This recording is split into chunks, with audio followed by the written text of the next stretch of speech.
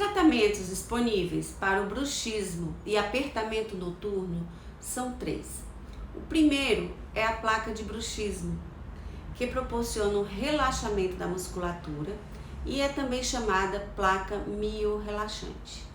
Ela é utilizada todas as noites e vai impedir que o paciente realize os desgastes, impedindo também que o paciente aperte demasiadamente os dentes e prejudique a sua musculatura e a sua articulação.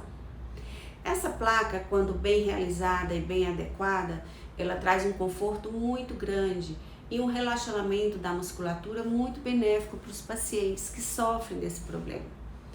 Outro tratamento disponível é a fisioterapia, que deve ser muito bem indicada e aplicada por um profissional competente.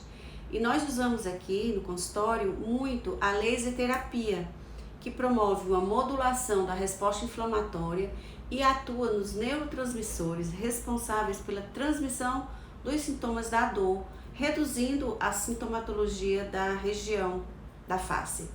E existe uma terceira possibilidade, que é a aplicação de botox.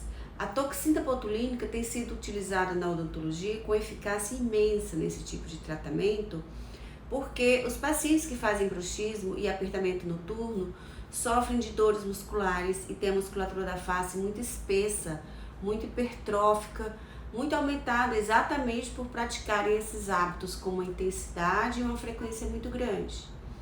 A aplicação de botox não causa uma paralisia da musculatura mastigatória e também não altera os músculos da face.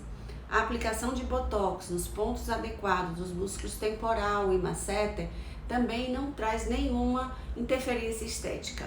A toxina botulínica tipo A, ela causa apenas um relaxamento da musculatura quando aplicada na dose correta, nos locais adequados, que vai fazer com que o paciente realmente se sinta melhor, não sinta mais dores musculares, tenha uma melhora no seu bem-estar e diminua a prática e a intensidade do bruxismo. Então, meu recado é que você cuide de sua saúde e fique atento, porque o bruxismo e o apertamento dental têm tratamentos muito eficientes na odontologia. Um grande abraço e fique com a gente!